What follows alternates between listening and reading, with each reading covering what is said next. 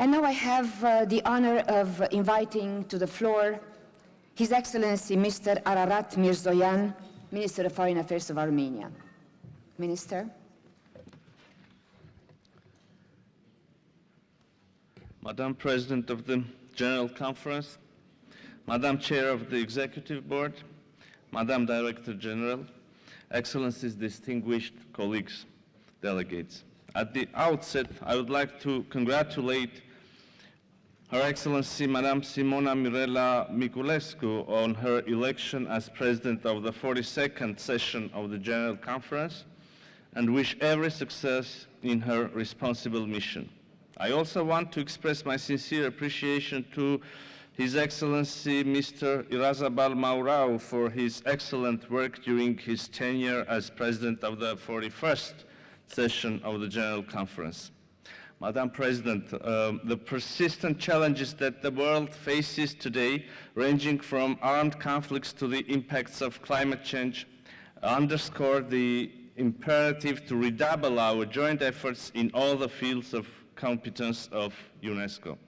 Therefore, we support UNESCO's future strategic orientations and programmatic priorities, in particular in the field of right to education for all, cultural rights, freedom of expression, and the fight against racism, discrimination, intolerance, and hate speech.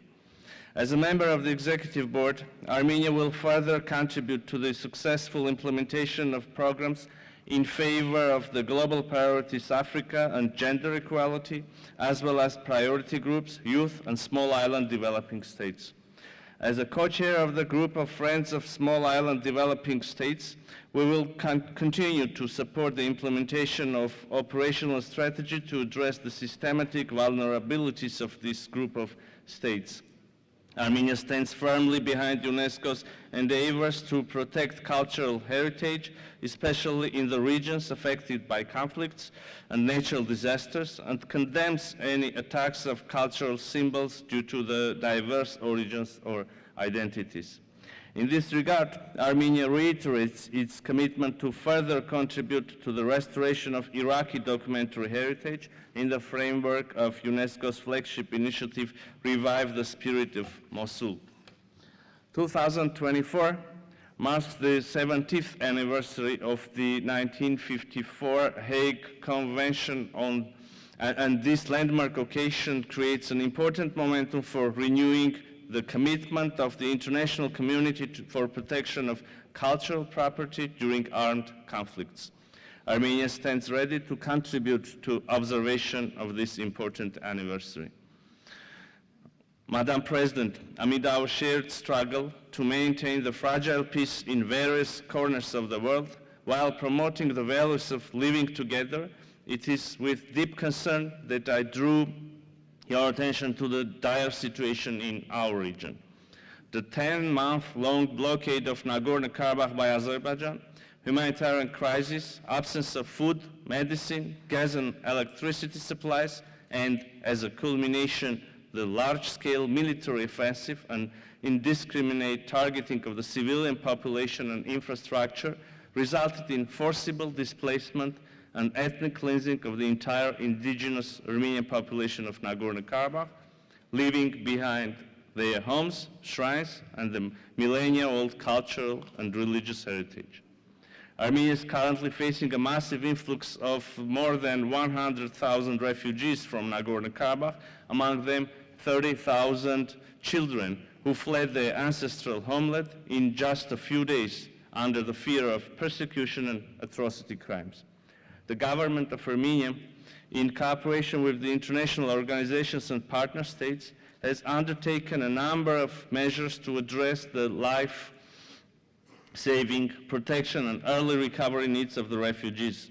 In this regard, I wish to extend Armenia's gratitude to the UNESCO and its Director General for the rapid deployment of UNESCO's emergency mission to Armenia for the assessment of educational needs of refugee children. With regard to the cultural and religious heritage left in Nagorno-Karabakh, its protection from vandalism and looting is crucial. Since the fall of 2020, the Republic of Armenia has consistently alerted the international community on state-led policy of Azerbaijan of destruction, desecration and appropriation of the vast religious and cultural heritage in and around Nagorno-Karabakh.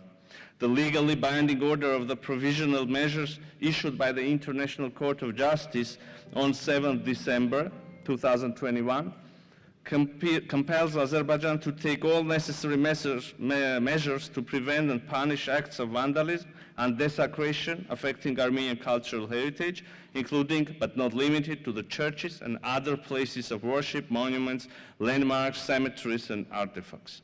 Deployment of UNESCO's independent fact-finding mission to Nagorno-Karabakh with the view of independent monitoring and mapping of the Armenian cultural heritage is a key prerequisite to prevent destruction and distortion of their cultural property, as was the case with the complete annihilation of the Armenian cultural heritage in Nakhichevan between 1997 and 2006.